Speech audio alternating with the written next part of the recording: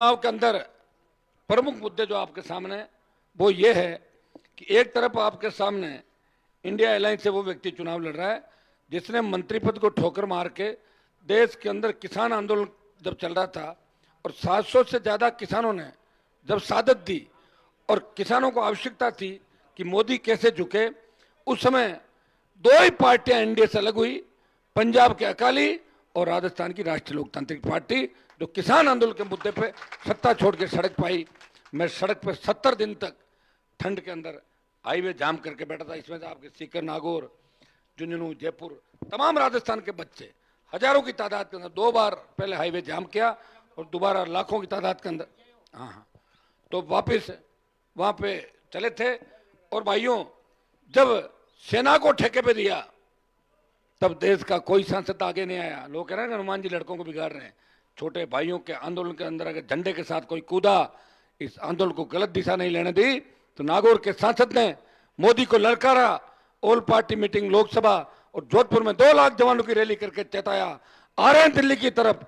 एक हुंकार से जो 25% अग्निवीर लेके 75 वापिस भेजने की बात थी, डरी हुई मोदी सरकार ने आधों को रखने की बात करी और 50% भेजने की बात करी। मैं विश्वास दिलाता हूं अब की बार जिता के भेज दोगे तो अग्निपथ और अग्निवीर योजना खत्म करा देंगे। पूर्व की भांति सेना भर्ती रैलियां, जहां हमारे शेखावाटी मारवाड़ अंचल के सबसे ज्यादा बच्चे देश की सेवा के अंदर शहादत भी देते हैं और सबसे ज्यादा तादाद के अंदर सेना भर्ती रैलियां भी होती।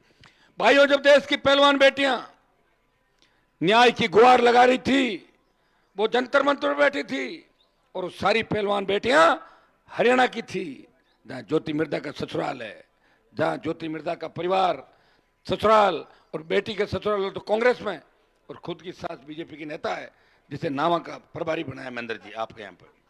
क्यों था नागौर हज को विजय सिंह जी ये बात बेकी सासू ने प्रभारी बनाई विजय सिंह ऊपर अडलिया पर है ना। तो भाइयों, उन पहलवान बेटियों को न्याय दिलाने के देश का कोई सांसद अगर गया उस बाहुबली से मुकाबला करने, नागौर का सांसद था, बजरंग को थाने से छुड़ा के लाया और लोकसभा मामला उठाया 2 बार और उसका चालान कराया, उसको ठीक कर दिया। तो ये जो 3 लड़ाइयां लड़ी, ये छोटी लड़ाइयां नहीं है, इतिहास बन गया 3 लड़ाई से। हमेशा लोकसभा के अंदर मजबूती से लड़ता था, रात की 2-2 बजे तक बैठा रहता था कि मेरा कब नंबर आए, कब मैं जवान की बात करूं, बेरोजगार की बात करूं, किसान की करूं, दलित की करूं, शोषित की करूं, पीड़ित की करूं। मेरे राजस्थान के लंबित मुद्दे, पंजाब पूरा पानी नहीं दे रहा है, हरियाणा पूरा पानी नहीं दे रहा है, सिंचाई के आंदोलनों में हमारे किसानों के सीने पे गोलियां लगती। भाइयों, तमाम मुद्दे उठाए और वहां लड़ता था। और राजस्थान की सड़कों पे 5 साल लड़ते हुए अगर आपने देखा तो भारतीय जनता पार्टी विपक्षी भूमिका निभा रही थी।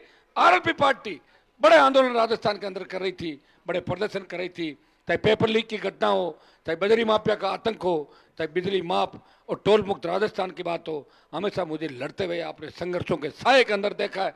इसलिए आप नागौर और राजस्थान की आन बान शान कैसे हमारी बने रहे और किस तरह किसान कौम ताकतवर हो।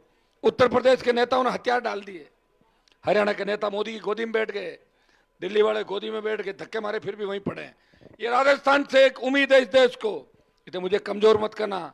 ये ज्योति मिर्धा भारतीय जनता पार्टी के अंदर इसलिए गई है कि 1 लाख करोड़ का घोटाला जो इंडिया बुल्स ने किया था, 23 सितंबर 23 में रेड हुई और 4, 5, 7 रेड कागज आ जाएंगे अपने पास, आपके पास आ जाएंगे। देवर अमेरिका भागा और ये भाजपा के अंदर भागी।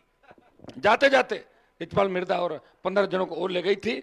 और एक किस्सा सुनाता हूं आपको कि जब बीजेपी ज्वाइन करी तो रिचपाल जी इतने खुश हो गए थे बीजेपी ज्वाइन करने। उनकी खुशी का अंदाज इससे लगा सकते हो कि पार्टी कार्यालय की दीवार में चढ़ गया ऊपर और जोरों जोरों आका करे कि अबे पकड़ लो पुलिस, और यो रिचपाल थे घना लारे फिरता नहीं मारे, अबे पकड़ दिखाओ।